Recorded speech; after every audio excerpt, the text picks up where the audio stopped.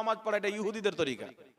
আপনি মোবাইলে লেখেন যে ইহুদিদের নামাজ বা ইহুদিদের ইবাদত লেখেন, তারা এইভাবে হাত বেঁধে নামাজ পড়ে। তার কারণে চার মাযহাবের মধ্যে কোনো এক মাযহাবে বুকের উপরে হাত বানাকে গ্রহণ করেননি। আর আমার নবী থেকে একটাও সহিহ হাদিস একবার মারফু হিসাবে বর্ণিত হয়নি যে নবী বুকে হাত বেঁধেছেন। বরং মুসান্নাফ ইবনে আবি শাইবার মধ্যে ইমাম বুখারীর শিক্ষক, ইমাম মুসলিমের শিক্ষক ইমাম ইবনে আবি শাইবা রাহমাতুল্লাহ আলাইহি হযরতে আলকামা থেকে সহিহ সূত্রে হাদিস নিয়েছেন যে আমার আপনার নবী সাল্লাল্লাহু আলাইহি সাল্লাম ইয়াদা ও ইয়ামিনাহু আলা শুমালিহি ফি সলাতি তাহতা সুররা, নবী ডান হাতকে বাম হাতে রেখে নাভির নিচে বাঁধতেন। এই হাদিসকে ইমাম নেবাবী সহিহ বলেছেন। এই হাদিসকে লা মাযহাবিদের ইমাম আব্দুর রহমান মুবারকপুরি নিজের কিতাব তোহফাতুল আহওয়াজিতে সহিহ বলেছেন। বল সুবহানাল্লাহ। এটা তো একটা হলো। ইমাম ইবনুল বার রাহমাতুল্লাহ আলাইহি নিজের কিতাব আত-তামহিদ কিতাবের 20তম খণ্ড 78 নম্বর পৃষ্ঠা, বেইরুত লেবাননের ছাপ, হযরতে আলী থেকে এই হাদিসটি রয়েছেন। বর্ণনা করেছেন উকবা বিন সাহবান। তিনি বলছেন ফাসাল্লি লিরাব্বিকা ওয়ানহার। এই আয়াতের তাফসিরে হযরতে আলী বলেছেন নামাজে ডান হাত বাম হাতের উপরে রেখে নাভির নিচে বাঁধতে হবে। এই হাদিসটাও সহিহ, জোরে বলেন সুবহানাল্লাহ। মুসান্নাফ ইবনে আবি শাইবার 3939 নম্বর হাদিসে সহিহ হাদিস রয়েছে নাভির নিচে হাত বাঁধার। মুসান্নাফ ইবনে আবি শাইবার মধ্যে 2-3টা হাদিস সহিহ হাদিস আছে যে নাভির নিচে হাত বাঁধতে হবে। তাই বিরাদর ইসলাম, বুকের উপরে হাত বাঁধার আমি দয়া করে বলবো যারা বাঁধে, ভাই একটা হাদিস চাও তোমার মৌলবীর কাছ, আর তোমাকে যখন পাঠাবে তুমি হাদিসটা আমাকে তারপর পাঠাও। তাহলেই তুমি বুঝতে পারবে যে নাম আহলে হাদিস দিয়ে হাদিসের সঙ্গে কত বড় জালিয়াতি করা হয়েছে। এবার আগিয়ে যাই বিরাদর ইসলাম, চলে আসে নামাজের মধ্যে আমিন বলা। সৌদি আরব থেকে ওই ছেলেটা চাউকটা বলে দিই এখানে বান্ধব, আগে বললাম আচ্ছা এখানে হাত বানা তুমি হাদিস পেয়েছো না মদিনাতে কাউকে দেখেছো তাই বানছো? বলছে হুজুর মক্কা মদিনাতে ইসলাম ওখান থেকে এসেছে, তাহলে মক্কা মদিনা তো আমাদের জন্য দলিল হওয়া উচিত। তো আমি ওকে 2টা ভিডিও দেখালাম। একটা ভিডিও দেখালাম যে সৌদির সরকার প্রকাশ্যে দারু বিক্রি করাকে অনুমতি দিয়েছে। আমি বললাম তাহলে এটা করা যাবে ভাই, এটাও তো সৌদি আরবে আছে। আর একটা দেখালাম 2021 সালে সম্ভবত সালমান খান আর শিল্পা শেট্টি, ভারতের নায়ক নায়িকা, পেপারে পড়তে পড়তে নামই মুখস্থ হয়ে গেছে। এরা দুইজনকে ডাকলো সৌদি আরবের রাজধানী রিয়াজে একটা সিনেমা হল উদ্বোধন করার জন্য। সেখানে গিয়ে সালমান খান শিল্পা শেট্টি ড্যান্স করলো, তার সাথে সৌদি আরবের মহিলারাও জেন্টসরাও ড্যান্স করলো। তাহলে বলো তো ভাই এটা তাহলে তোমাদের জন্য জায়েজ হবে? হবে? কথা বলেন হবে কি? সৌদি আরবে মানুষ নামাজ পড়ছে আর এই যে 2 রাকাত জুমা হয়ে গেল, মানুষ সুন্নাতে দাঁড়িয়ে গেছে। যারা সুন্নাত পড়ে বাইরে থেকে যারা যায়, ওখানকার লোক তো সুন্নাতের ধার ধারে না, এ মাথার উপর দিয়ে পাও দিয়ে চেক টাপকে চলে গেল। আছে না নাই? যারা সৌদি আরবে গেছে একটু অন্তরে হাত দিয়ে বলেন ভাই, নেঙে নেঙে যায় কি যায় না? কিন্তু আমার নবীর হাদিস, কোন ব্যক্তি যদি কোন নামাজের আগা দিক দিয়ে হেঁটে চলে যায় তার 40 বছরের ইবাদত ধ্বংস হয়ে যায়। তাহলে তোমার সৌদি আরব কেন করলো বেটা জায়েজ হয়ে যাবে? শুনেন, আমার নবীর লক্ষ লক্ষ হাদিস রয়েছেন। আল্লাহর নবী পৃথিবীর কোন একটি হাদিসের কিতাবে বলেননি যে মক্কা মদিনা তোমাদের জন্য দলিল, বরং আল্লাহর নবী বলেছেন আল মালহামাতুল উজমা, কিয়ামতের পূর্বে আরব ধ্বংস হয়ে যাবে। কিয়ামতের পূর্বে আরব ধ্বংস হয়ে যাবে। আজকে বেশ্যাখানা আরবের মাটিতে, দারু বিক্রি করা প্রকাশ্যে হালাল করে দিল আরবের মাটিতে, সিনেমা হল তৈরি হয়েছে আরবের মাটিতে, শুধু ফরজ করে পালিয়ে গেল, সিগারেট খাচ্ছে, আজানের টাইম হয়ে গেল জামাতে, সিগারেট ফেলে নামাজ পড়ে উড়ে গেল, উজুরও ধার ধারে না, কাবার দিকে পাও করে বসে আছে। আমার নবী বলেছেন, স্বয়ং আল্লাহ কোরআনে বলেছেন তোমরা আল্লাহর শিয়ারের ইজ্জত করো, সম্মান করো, কাবার ইজ্জত করো। ওইদিকে মুখ করে পেশাব করতে নবী নিষেধ করেছেন, পিঠ করে পেশাব করতে নিষেধ করেছেন। উলামায়ে কেরাম বলেছেন যেই জিনিস মানুষের দিকে করলে মানুষের বেয়াদবি হয়, ওই জিনিস কাবার দিকে করলে কাবার অপমান হবে। এখন আপনারা আমার বাপের সমতুল্য লোক আছেন, আমি যদি এইভাবে পাউটা বাড়িয়ে দিই আপনাদের সম্মান হবে না অপমান হবে? এখন মৌলবি ফতোয়া দেয় না যে কাবার দিকে পাও করে ঘুমানো যাবে না, এইরকম কোনো হাদিস নাই। তো তোমাকে চাপ্পাল দিয়ে মারা যাবে না, এটা কোন হাদিস আছে দেখাও তো, দেখাতে পারা যাবে? একটা জিনিস হয় বাবজি, এই জন্য কোরআন পড়লে গেলে কিছু দালালত জানতে হয়, কিছু নস, দালালাতুন নাস, ইবারাতুন নাস, ইক্তেজাউন নাস, ইশারাতুন নাস। তো স্পষ্ট ভাবে আল্লাহ বলছেন আমার শেয়ার আল্লাহর শেয়ারগুলির ইজ্জত করো, সম্মান করো। এখান থেকে দালালাতুন নাস হয়ে গেল, ইশারাতুন নাস দিয়ে স্পষ্ট প্রমাণ হয়ে গেল কাবা হচ্ছে একটি আল্লাহর মহান শেয়ার। এই কাবার দিকে থুপ ফেলাও যাবে না, এই কাবার দিকে মুখ করে পেশাব করা যাবে না, এই কাবার দিকে পিঠ করে পেশাব করা যাবে না, এই কাবার দিকে পা করেও ঘুমানো যাবে না। এটাই উলামায়ে কেরাম বয়ান করেছে। যুগের 1400 বছর পূর্বের উলামাদের এটাই আকীদা ছিল, কিন্তু আজকে মৌলবি এসে বলছে ঘুমাও না কাবার দিকে পা করে। এই জন্য কাবা যখন যাবেন দেখবেন এই কাবার দিকে পা করে সামনে কাবা বসে আছে, কোরআন জাঙ্ঘের উপরে রাখা আছে। ফতোয়া কি দিচ্ছে? বিনা উজুতে কোরআন ধরে পড়া যায়। মহিলারা ঋতু অবস্থায় অপবিত্রতার অবস্থায় কোরআনকে ধরে পড়বে, এরকম ফতোয়া দিয়েছে না দেয়নি? মাযহাব না মানলে কোরআনকে অস্বীকার করে দেয়। যেই ব্যক্তি মাযহাব মানে না, আমি না, ইমাম সাহাবী লিখেছে ওই ব্যক্তিকে পথভ্রষ্ট হওয়া থেকে কেউ বাঁচাতে পারে না। তো আমরা চোখে দেখেছি বাংলাদেশের মৌলবি বলছে বিনা উজুতে কোরআন ধরে পড়া যাবে, বাংলাদেশের মৌলবি বলেছে মহিলারা ঋতু অবস্থায় কোরআন ধরে পড়বে, কিন্তু আল্লাহর কোরআন বলছে লা ইয়ামাসসুহু ইল্লাল মুতাহহারুন, বিনা উজুতে কোরআন ধরা যাবে না। আল্লাহ বলেছেন যে অপবিত্রতার অবস্থায় বা বিনা উজুতে, এটা মুতলাক। উজু ও মুফাসসিরিন বলেছেন, পবিত্রতাও বলেছেন।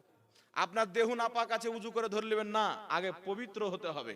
আপনি পাক আছেন ধরে নেবেন না, পাক থাকার শর্ত উজু করতে হবে, তারপরেই আল্লাহর কালাম ধরা যাবে। এটা আপনার আমার বাপের লেখা কিতাব না, এই কালামটা হচ্ছে কুল কায়নাতের স্রষ্টা মহান রব্বুল আলামিনের। ওর ইজ্জত করতে হবে, কারণ না পাকিকে আল্লাহ পছন্দ করে না, অপবিত্রতা ইসলামের মধ্যে নাই। তাই বিরাদর ইসলাম, এটা কোরআনের বিপক্ষে ফতোয়া হলো কি হলো না?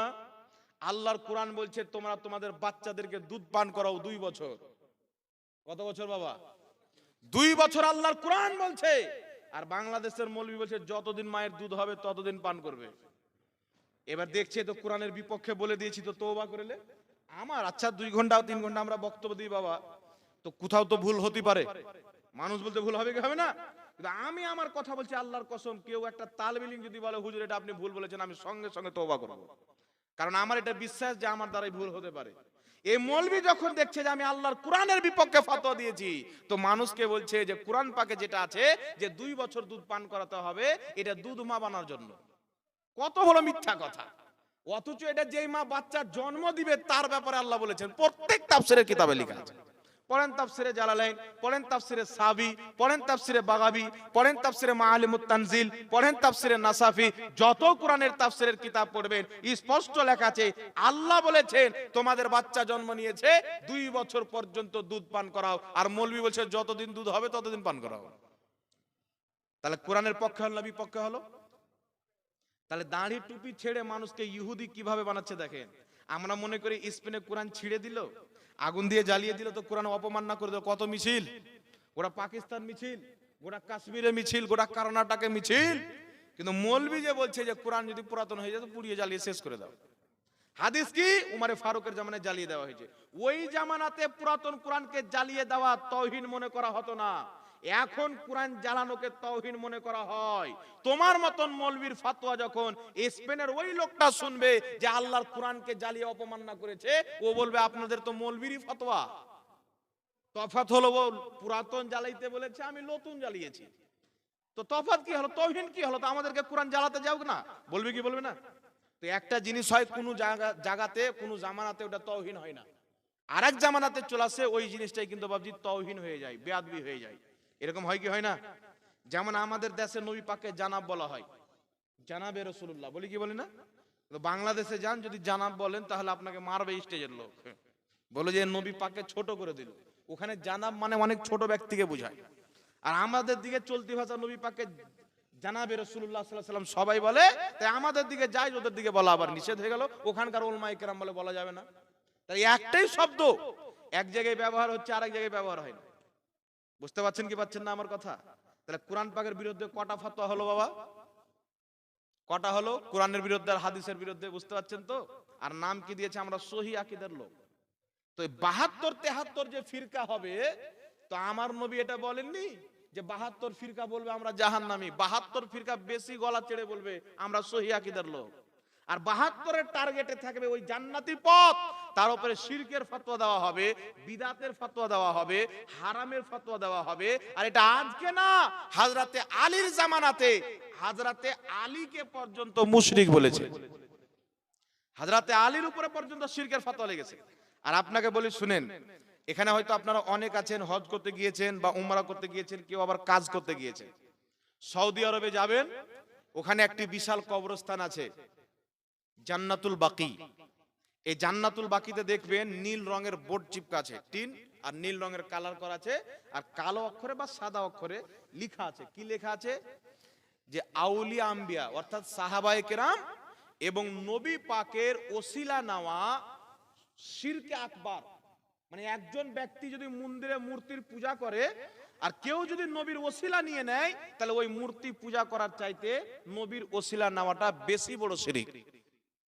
তার কারণে যারা লামাযহাবী আছে, তারা পৃথিবীর, তারা নিজেকে বাদে দুনিয়ার যত মুসলমান আছে সবাইকে হিন্দুদের চাইতে বড় মুশরিক মনে করে, ওয়াজিবুল কাতাল মনে করে। ওদের যদি সময় চলে আসে, সংখ্যায় যদি ওরা বেড়ে যায়, তাহলে ওরা ফতোয়া দিবে এদেরকে কতল করে দাও। আমার নবী বলেছেন যে আমাকে এই কথার ভয় নাই যে আমার পরে আমার উম্মত শিরকে লিপ্ত হয়ে যাবে, হবে না। বুখারীর হাদিস, নবী বলছেন আমার ইন্তিকালের পর আমার উম্মত কোনোদিন শিরক করবে না, কিন্তু আমাকে এই কথার ভয় আছে আমার উম্মত দুনিয়াদার হয়ে যাবে।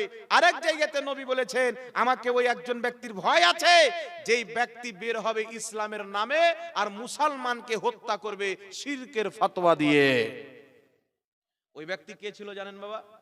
মুহাম্মদ বিন আব্দুল ওয়াহাব নজদি, যার মাননেওয়ালাকে বলা হয় ওয়াহাবি, বা যার মাননেওয়ালারা নিজেকে এককালীন বলতো যে আমরা ফিকহে মুহাম্মাদি মাননেওয়ালা, নিজেকে এক সময় মানে মুহাম্মাদি বলতো।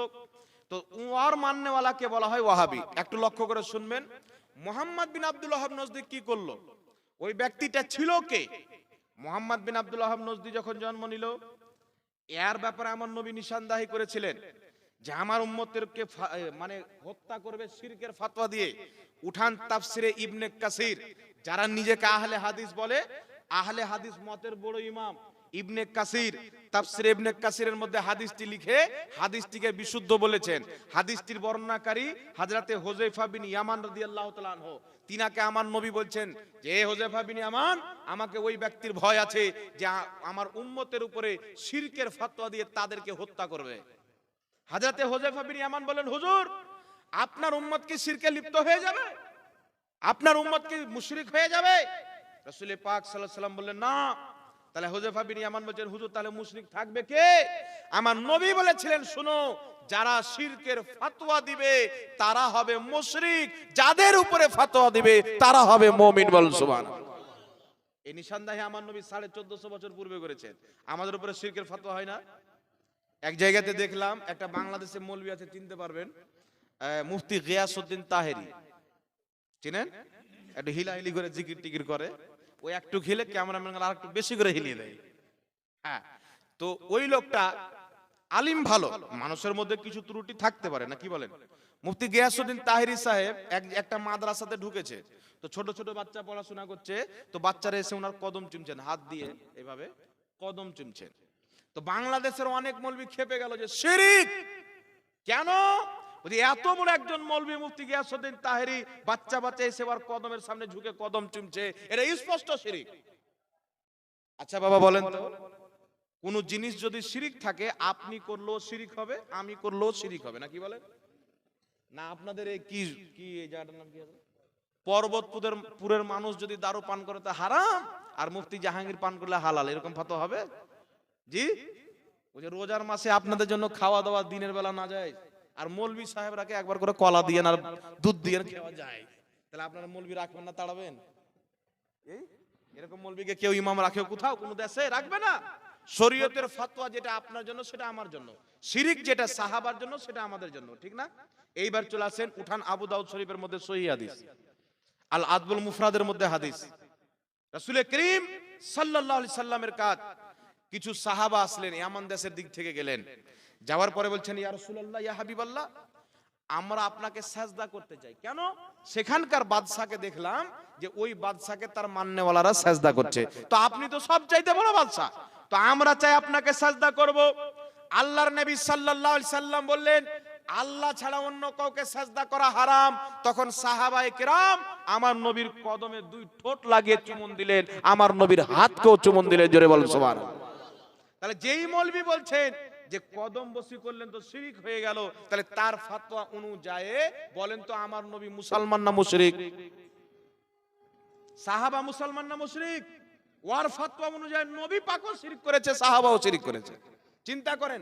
শুধু তাই নয়, আবু দাউদ শরীফের মধ্যে সহিহ হাদিস, একজন মোল্লাকে দেখলাম বাংলাদেশের নাম আছে আহমদুল্লাহ। ওই মৌলবীকে একজন ব্যক্তি এসে এইভাবে সালাম করলো আর এইভাবে হাতটা চুমে নিল একটু নিচে করে। তো ওকে বলছে যে না আমরা আল্লাহ ছাড়া কারোর সামনে ঝুঁকবো না, মানে ওকে বুঝালো যেটা হচ্ছে শিরক, কারোর সামনে ঝুঁকা। আমি একটা হাদিস বলছি, আবু দাউদ শরীফের হাদিস। রাসূল করিম সাল্লাল্লাহু আলাইহি সাল্লাম বসে আছেন, সাহাবায়ে কেরাম দেখছেন নবীর দরবারে মা ফাতেমা আসলেন। মা ফাতেমা রাদিয়াল্লাহু তাআলা আনহাকে দেখে আমার আপনার নবী দাঁড়িয়ে গেলেন, নবী পাক তিনার সম্মানে দাঁড়িয়ে গেলেন। কাছে যখন আসলেন মা ফাতেমা আমার নবীর হাতকে এইভাবে ঝুঁকে চুমুন দিলেন, আমার নবীর হাতকে চুমুন দিলেন। তারপর আমার আপনার নবী মা ফাতেমার পেশানিকে চুমুন দিলেন। জোরে বলেন সুবহানাল্লাহ।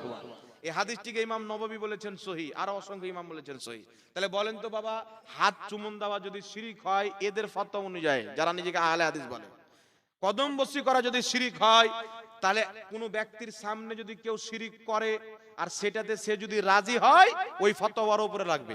চুরির উপরে রাজি হওয়াটাও চুরি, চুরির উপরে রাজি করাটাও চুরি, কুফুরে খুশি হওয়াও কুফর। কেউ আপনার সামনে একটা কুফরি কালাম বললেন, বলল আল্লাহ দুটা আছে, এটা কুফরি কালাম কি কালাম না? শিরক না? আল্লাহ দুটা আছে, আপনি বলেন হ্যাঁ ঠিকই বলেছেন, আপনিও কাফির, সমর্থন করাবো। তো কদম বসি করা যদি শিরক হয়, নবী পাকের একাধিক সহিহ হাদিস, সাহাবায়ে কেরাম নবী পাকের কদমকে চুমুন দিলেন, আমার নবী নিষেধ করলেন না, সাজদা করতে নিষেধ করলেন, কিন্তু কদম চুমুন দেওয়ার কথা বললেন, আমার নবী অনুমতি দিলেন। তাহলে তার ফতোয়া অনুযায়ী নবী পাক মুশরিক হচ্ছে না, হয় না? শিরকের ফতোয়া সাহাবার উপরে যায় কি যায় না? আজকে যারা শিরকের লাঠি নিয়ে আছে, ফতোয়া নিয়ে আছে, এদের ফতোয়া থেকে আমার নবীও বেঁচে নাই, এদের ফতোয়া থেকে সাহাবাও বেঁচে নাই। তাই শুনেন বিরাদর ইসলাম, আল্লাহর কসম খেয়ে বলি, যারা শিরকের ফতোয়া মুসলমানের উপরে লাগায়, আমার নবী বলেছেন, মিশকাত শরীফের মধ্যে হাদিস, বুখারীতেও পেয়ে যাবেন, রাসূল পাক বলছেন, কোন ব্যক্তি যদি কোন মুসলমানের উপরে শিরকের ফতোয়া দেয়, সে যদি মুশরিক না থাকে, কুফরের ফতোয়া দেয়, সে যদি কাফির না থাকে, ফতোয়া দেনেওয়ালা নিজেই কাফির হয়ে মরবে, ফতোয়া দেনেওয়ালা নিজেই কাফির হয়ে যাবে। তাহলে নবীর ফতোয়া অনুযায়ী, নবীর হাদিস অনুযায়ী মুসলমানের উপরে শিরকের ফতোয়া যে লাগাবে ওই ব্যক্তি অরিজিনাল ওয়ালা তারা নিজেই মুশরিক হয়ে গেল। তাই আমার নবী বলেছেন যারা শিরকের ফতোয়া দিবে তারাই মুশরিক থাকবে। সুবহানাল্লাহ বলেন না? এবার আরেকটি কথা আপনাদের সম্মুখে বলে শুনেন। এবার একটা প্রশ্ন হচ্ছে যে হুজুর আপনাদের সুন্নির মধ্যে কিছু লোক মাজারে গিয়ে যে সাজদা করে, তো এটা শিরক না? আচ্ছা বলেন তো বাবা, আমাদের বাঙালের সবচাইতে বড় মুফতির নাম হচ্ছে মুফতি নাঈমউদ্দিন, নাম শুনেছেন তো? মুফতি নাঈমউদ্দিন সাহেবকে জিন্দেগিতে কোনোদিন শুনেছেন বলেছে মাজারে সাজদা করা যায়? শুনেছেন? মুফতি জুবের সাহেবের মুখ দিয়ে শুনেছেন? মুফতি গোলাম সামদানি, আপনাদের বাঙালি যারা বড় বড় আলিম আছেন, শুনেছেন? কোনোদিন না, কোন মুফতি না। আপনাদের ইমাম সাহেব কোনোদিন বলেছেন? বরং আমার বক্তব্য দেখবেন, একাধিক বক্তব্যতে বলেছি আল্লাহ ছাড়া কাউকে সাজদা করা হারাম আছে। কেউ যদি কোনো ব্যক্তিকে কোনো জায়গাতে আল্লাহ মনে করে সাজদা করে শিরক হবে, আল্লাহর বড় বান্দা মনে করে সাজদা করলে হারাম হবে। এটা তো আমাদের ফতোয়া। তো আমাদের মধ্যে দু চারটা লোক যদি মাজারে গিয়ে সাজদা করে দেয়, তো পুরো জামাতকে খারাপ বলা যাবে না, কারণ জামাতের ফয়সালা হচ্ছে আল্লাহ ছাড়া কাউকে সাজদা করা হারাম, তারা হারাম কাজ করলো, বলেন সুবহানাল্লাহ। যেমন অনেক আহলে হাদিস আছে যাদেরকে দেখবেন দারু পান করে, করে না? নাই? আহলে হাদিস পাবলিক নাই? আছে না নাই? তাহলে আমরা যদি বলি যে তোমরা তো দারু পান করা জায়েজ বলে দিয়েছো, এটা ঠিক হবে? জোরে বলেন, ঠিক হবে? ঠিক হবে না। কেন হবে না? মৌলবি তো হারাম বলে, কিন্তু আর শয়তানের ফাঁক পড়ে পড়ে পাবলিক খেললো। তো যে মাজারে সাজদা করলো আর পীরকে সাজদা করলো, ও তো শয়তান। ওর সাথে ধর্মের কি সম্পর্ক? একজন ব্যক্তির খারাপিতে আপনি পুরো জামাতটাকে খারাপ বলতে পারেন না। একজন আমাকে ফোন করে বলছে কলকাতা থেকে, হুজুর আপনি কি মাজার পূজারী? আমি বললাম আপনি মুসলমান না হিন্দু? বলছে মুসলমান। আমি বললাম ইসলামের নিয়ম হচ্ছে কোন ব্যক্তির উপরে অপবাদ লাগা নিজের মায়ের সাথে জেনা করার চাইতে নিকৃষ্ট বড় গুনাহ। তাহলে তুমি যে আমাকে মাজার পূজারি বললে, তাহলে একটা প্রমাণ করো যে আমাকে কোন মাজারে সাজদা করতে দেখেছো, পূজা করতে দেখেছো। আমি বললাম ভাই, নিজের আখিরাতকে ধ্বংস করিও না। শরীয়তের ফয়সালা হচ্ছে এই যে আপনাদের পর্বতপুর গ্রামে সারা গ্রামের ব্যক্তি যদি দারু পান করে, একটা লোক যদি পান না করে, তাহলে সারা গ্রামের লোক দারুখোর বলে ফতোয়া দেওয়া যাবে না। একজন ভালো, বাকি সবকে দারুখোর বলতে হবে। এটা শরীয়তের নিয়ম।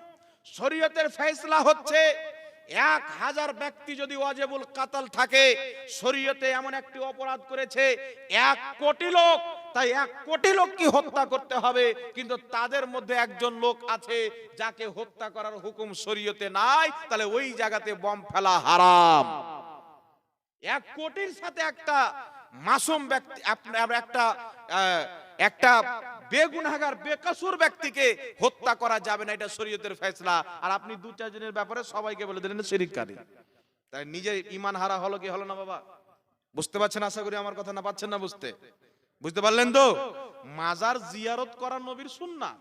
মাজারে যান, 2-4 হাত দূরে দাঁড়ান, যা জানেন তিলাওয়াত করেন, কোরআন পাক দুরূদ শরীফ পড়েন, সালাত ও সালাম পড়েন, তার ওসিলা দিয়ে দোয়া করেন, আল্লাহর কাছে চান, বাড়ি চলে আসেন। জি, কারণ সাহাবায়ে কেরাম মুসান্নাফ ইবনে আবি শাইবার মধ্যে সহিহ হাদিস। লাগলে আমার কাছে হাদিস নেবেন ভাই, আমার নাম্বার ইউটিউবে পেয়ে যাবেন, ফোন করবেন, হুজুর মাজার সাহাবায়ে কেরাম গিয়ে নবীর ওসিলা দিয়ে দোয়া করেছেন, নবীর ইন্তিকালের পর হাদিসটা দেন তো, আপনাকে হাদিস আমি দিয়ে দেবো, পাঠিয়ে দেবো, বাংলা অনুবাদ সহ পাঠিয়ে দেবো। কে হাদিসটাকে সহিহ বলেছেন এটাও লিখে পাঠিয়ে দেবো, যেন আপনি শিক্ষা পান, পথভ্রষ্ট না হন। সাহাবায়ে কেরাম উমর ফারুকের জামানায় বৃষ্টি বন্ধ হওয়ার কারণে আমার নবীর মাজারে গিয়ে দোয়া করেছেন, আল্লাহ তার বরকতে বৃষ্টি দান করেছেন, বলেন সুবহানাল্লাহ।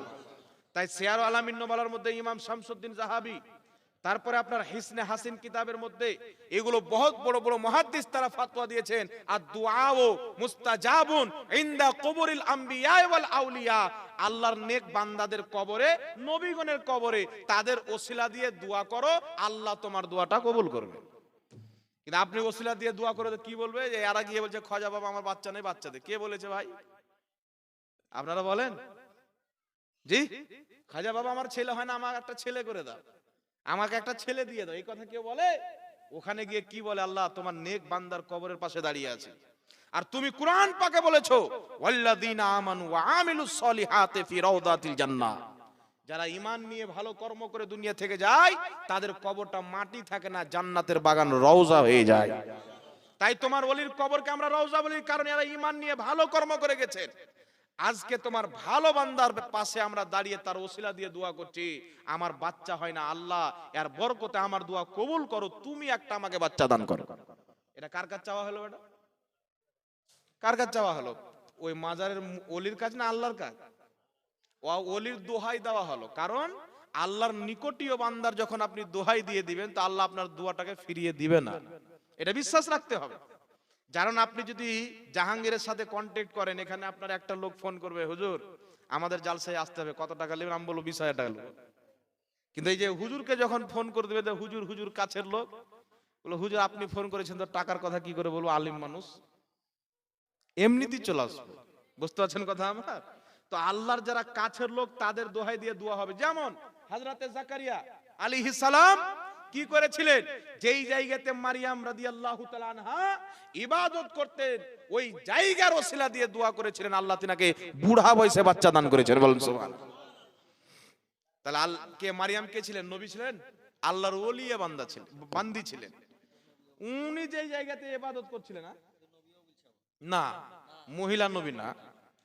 হ্যাঁ বলেছে তো, জাকির নায়েক নিজের কিতাবে লিখেছে 4 জন মহিলা নবী হয়েছে, কিন্তু আল্লাহ তো কোরআনে বলেছে যে মহিলা নবী হয়নি। তো আল্লাহটা মানবো, আমি কিছু বললে মানা যাবে? আল্লাহটা মানতে হবে। এবার চলে আসেন বিরাদর ইসলাম, তাহলে স্পষ্ট বুঝতে পারলেন কি পারলেন না বাবা?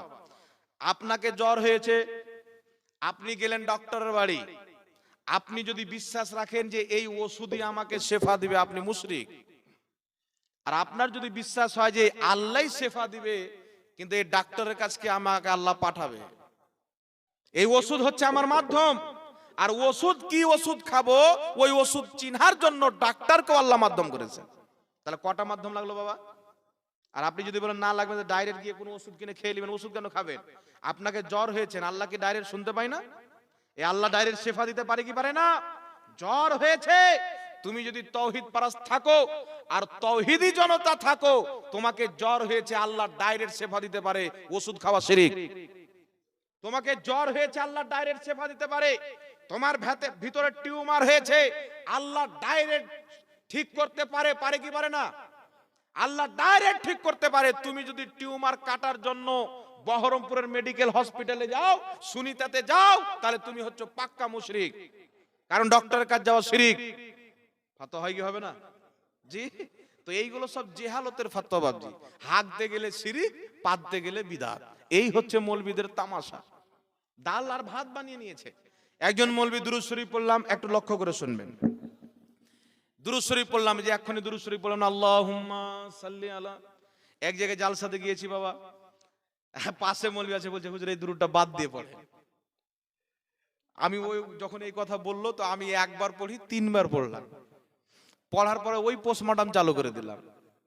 কেন চালু করলাম? পাশে মৌলবী বসে আছে, বললাম কি আমি পড়বো না ভাই, বলেন তো।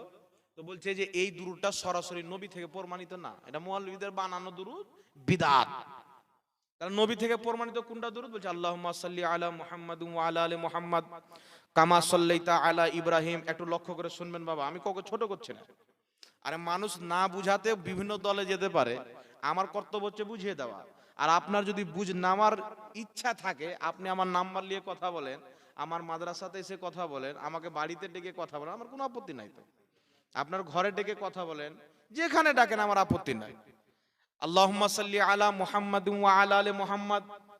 রাসূল পাককে জিজ্ঞাসা করছেন সাহাবী, হুজুর সালাম তো আমরা বুঝেছি, নামাজের মধ্যে আপনার প্রতি দুরূদ কিভাবে পড়বো? রাসূল পাক বললেন আল্লাহুম্মা সাল্লি আলা মুহাম্মাদ ওয়া আলা আলি মুহাম্মাদ কামা সাল্লাইতা আলা ইব্রাহিম ওয়া আলা আলি ইব্রাহিমা ইন্নাকা হামিদুম মাজিদ। তারপর আল্লাহুম্মা বারিক আলা, আছে না নাই? তাহলে নবী পাক এই দুরূদ শিক্ষা দিয়েছেন, নামাজের মধ্যে পড়ি, সর্বশ্রেষ্ঠ দুরূদ। তাহলে এই দুরূদ ছাড়া আপনি ফালতু মৌলবীদের বানানো দুরূদ পড়বেন তো বিদআত হবে, জাহান্নামে যাবেন। আর বিদআত মানে জাহান্নামে যাবেন। তা আমি বললাম যে হুজুর আপনি কতক্ষণ বক্তব্য রাখলেন? যে মোটামুটি আধ ঘন্টা রাখলাম আমরা। আপনি আধ ঘন্টাতে কমসে কম 20 বার নবীর নাম নেওয়ার পর সাল্লাল্লাহু আলাইহি সাল্লাম বলেছেন। তো তখন দুরূদে ইব্রাহিমটা পড়তেন, সাল্লাল্লাহু আলাইহি সাল্লাম কেন বললেন? তো আপনার ফতোয়াতে তো আপনি নিজেই জাহান্নামী হয়ে গেলেন। বুঝতে পারলেন? জি, বুঝতে পারলেন কথাটা? এ মৌলবী মানুষকে শিখাচ্ছে যে নবীর শিক্ষা দেওয়া দুরূদ ইব্রাহিম পড়ো। আর ওই মৌলবী যতবার নবীর নাম নিচ্ছে বলছে সাল্লাল্লাহু আলাইহি সাল্লাম, রাসূলুল্লাহ সাল্লাল্লাহু আলাইহি সাল্লাম, নবী সাল্লাল্লাহু আলাইহি সাল্লাম, বলে কি বলে না? জি। তো তখন দুরূদ ইব্রাহিম কোথায় যায় ভাইপোর? তখন তো তার কর্তব্য যে নবীর নাম নিয়ে রাসূল পাক বলেছেন, যেই ব্যক্তি আমার নাম নিল বা শুনলো, আমার প্রতি দুরূদ পড়লো না, ওই ব্যক্তি ধ্বংস হয়ে যাক, তার নাক মাটির সাথে মিশে যাক। এভাবে অনেক কিছু আছে, গাদালুদ হয়ে যাক, বিভিন্ন রকমের ওয়াইদ এসেছেন। তার কারণে নবীর নাম নিলে দুরূদ পড়তে হয়। একটি মজলিসে নবীর নাম যদি 100 বার লওয়া হয়, 100 বার দুরূদ পড়া মুস্তাহাব, একবার পড়া ওয়াজিব। বলেন সুবহানাল্লাহ। একবার পড়তে হবে এক মজলিসে। তাই মৌলবী যখন বলে রাসূল, তখন বলে সাল্লাল্লাহু আলাইহি সাল্লাম, রাসূলুল্লাহ সাল্লাল্লাহু আলাইহি সাল্লাম। দুনিয়াকে শিক্ষা দিচ্ছে দুরূদ ইব্রাহিম ছাড়া চলবে না। বেটা নিজেই বারবার দুরূদ ইব্রাহিম পড়ছে একবার, সাল্লাল্লাহু আলাইহি সাল্লাম পড়ছে 1000 বার। তাই তার ফাতওয়া অনুযায়ী সে নিজে বিদআতি হলো কি হলো না? নিজে জাহান্নামী হলো কি হলো না? একটু লক্ষ্য করুন বাবা। এবার শুনেন, আমি ওকে বললাম যে একটা হাদিস দাও। আপনাকে যখন কোন মৌলবী বলবে ইয়া নবী সালামু আলাইকা, কোন হাদিসে নাই। আল্লাহুম্মা সাল্লি আলা সাইয়্যিদিনা মাওলানা মুহাম্মাদ, এই দুরূদ কোন হাদিসে নাই। ওই মৌলবীকে বলবেন যে একটা হাদিস দাও, আমার নবী বলেছেন তুমি যখন জালসায় মসজিদে বক্তব্য দিবে, আমার নাম লওয়ার পরে সাল্লাল্লাহু আলাইহি ওয়াসাল্লাম পড়বে। এটা যেই হাদিসে আছে ইয়া নবী সালামু আলাইকা, ওই হাদিসে আছে। আর তোমার যদি কোনো হাদিস না থাকে, যুক্তি দিয়ে জায়েজ বলো, তো যুক্তি দিয়ে নবী সাল্লাল্লাহু আলাইহি ওয়া জায়েজ আছে। তোমারটা যে অবস্থায় জায়েজ আছে, ওই অবস্থায় এটাও জায়েজ আছে। তো তুমি একটাকে জায়েজ বলে আরেকটাকে নাজায়েজ বলে দিবা, এর মানে তোমার মধ্যে নিফাক আছে, মুনাফিকি আছে। আরেকটি কথা শুনেলেন বাবা, এখানে কথা বলেন বাবা। এবার আরেকটা লক্ষ্য করেন, কে কথা বলছে পিছনে? পাগল ছেলে পিছনে কথা বলে। কারোর কোনো প্রশ্ন থাকলে আপনারা লিখিত আকারে দেন, কোনো সমস্যা নাই। কোনো নাম লিখতে হবে না, ডাইরেক্ট প্রশ্ন লেখেন, ডাইরেক্ট আমার সামনে এসে দিয়ে চলে যান, অসুবিধা নাই। এবার শুনেন বাবজি, একটু লক্ষ্য করেন। এরা বলতে চাই যেটা নবী পাক দুরূদ পড়েনি ওই দুরূদটা পড়লি বিদাত, আর বিদাত করলি জাহান্নামে যেতে হবে। একটু লক্ষ্য করে শুনবেন। একজন বলছে বিদাত করলি জাহান্নামে যেতে হবে, নবীর হাদিস। আমি ওকে একটা বুখারীর হাদিস দিলাম। উমারে ফারুক রাদিয়াল্লাহু তাআলা আনহু রমজান মাসে মসজিদে গিয়ে সাহাবায়ে কিরামকে একত্রিত করে উবাই বিন কাবকে অনুমতি দিলেন, দিয়ে তারাবির নামাজ জামাতের সহিত আদায় হলো। বুখারী শরীফের সারা উমদাতুল কারির মধ্যে লেখা আছে 20 রাকাত তারাবির নামাজ আদায় হলো। 20 রাকাত তারাবির নামাজ আদায় হওয়ার পর হযরতে উমারে ফারুক বলেছিলেন, নিমাল বিদআতু হাযিহি। উঠান, বুখারী শরীফে আছে, হযরত উমারে ফারুক বলছেন, নিমাল বিদআতু হাযিহি, আমরা কত সুন্দর বিদআত চালু করেছি। তাহলে হযরত উমারে ফারুক জান্নাতে গেল না জাহান্নামে গেল? নাউজুবিল্লাহ, বলেন না নাউজুবিল্লাহ। কে বলতে পারবে জাহান্নামে ঈমান থাকবে? এর মানে বুঝে নিতে হবে। শুনেন, দুরূদ নবী পাক সাল্লাল্লাহু আলাইহি ওয়াসাল্লামের উপরে সালাম হাদিস থেকে বর্ণিত আছে সালাম শব্দ দিয়ে, আর দুরূদ বর্ণিত আছে সালাত শব্দ দিয়ে। আপনার সালাত এবং সালাম যদি থাকে, বাকি আপনি সাইয়্যিদিনা মাওলানা যত বাড়ান কোনো সমস্যা নাই। কারণ সাইয়্যিদিনা মানে নবী আমাদের সরদার, মাওলানা মানে নবী আমাদের অভিভাবক, আমাদের সরদার। এটাই মানা, যতবার নবীকে সরদার বলবেন ততবার আপনি নেকি পাবেন, বলেন সুবহানাল্লাহ। এখন আরেকটা